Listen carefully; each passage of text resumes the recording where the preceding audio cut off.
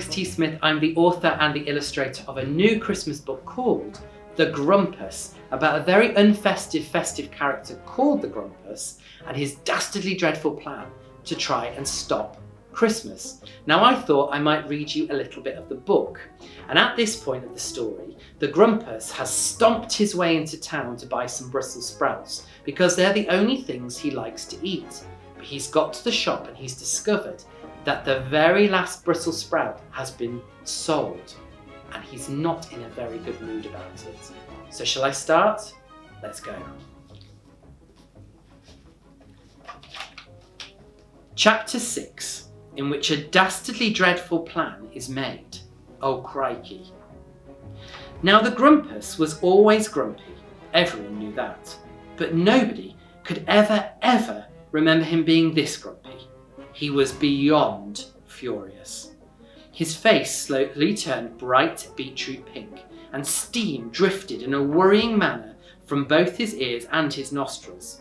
He turned on his heels of his shoes and stormed out of the shop, walloping his head on the doorframe as he left. He stood in the main square of the town with his hands on his hips, snorting like a big sweaty hog. Christmas! The problem was always Christmas. Christmas was the reason he had no sprouts. Christmas was the time of the year when everyone stole the sprouts that were rightfully his.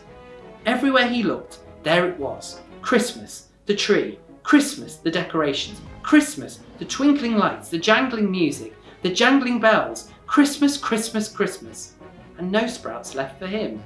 His anger erupted like a volcano. He jumped up and down on the spot, growling like a tiger. Then he stomped about, roaring like a lion. All the townsfolk scarpered and scampered out of his way. They skedaddled with their piles of sparkly wrapping paper and hid in the shops, peering out from behind chestnut toasters and frosty street lights. Christmas, the Grumpus grumbled as he bought boughs of holly from around the bandstand. Christmas, he grouched as he hurled baubles into the bin. Stinking, twinkling, jingly jangly, sparkly, stupid Christmas, he growled. With the enormous heave, he pushed over the big Christmas tree in the middle of the square. It crashed to the ground with a clinking, clanking sound, scattering decorations all over the place. Christmas should be stopped, he cried. And as he said that, a seed of an idea popped into his mind. As he furiously marched about, his anger watered the seed, and the idea started to grow, like one of the gourds in Frau Butternut's shop, large and knobbly. Soon it filled nearly all the space in his grumpy, grouchy head. As he passed Herr Guttentag's bookshop, something caught his eye. He grinned, but not nicely like you do in your school photograph. Oh no, the Grumpus grinned, a grim, very pleased with himself sort of smile that snaked across his face till it almost reached his eyebrows. When the Grumpus started his rumpus, all the shoppers leaving Herr Guttentag's had thrown their new purchases to the ground and dashed back to the shop. Once safely inside, they put hardback books on their heads for protection and peered out of the windows with wild, worried eyes. As a result, the ground in front of the building was now littered with books. Big books, thin books, books with pictures and boring books with no pictures. There were even some maps on the floor, and one of these, would you believe, was now right by the Grumpus's left foot.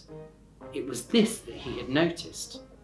It fluttered open as a chilly breeze huffed across the frosty square. The Grumpus picked up the map and looked at it. His eyes narrowed as they darted all over the squiggly lines and splotchy shapes.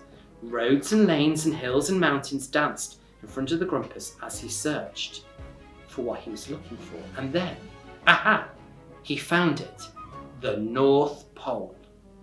The Grumpus prodded the words so roughly that he poked a hole in the paper. The North Pole, the home of Father Christmas, the headquarters of Christmas. The Grumpus smiled one of his awful smiles again as an idea of his sprouted into a fully formed plan. It was a dreadful plan. It was a dastardly plan. You will cry, oh no, when you find out what it is. Are you ready? I'm going to go to the North Pole, the Grumpus announced, his voice booming and echoing all around the square. And I am going to stop Christmas once and for all. Oh no.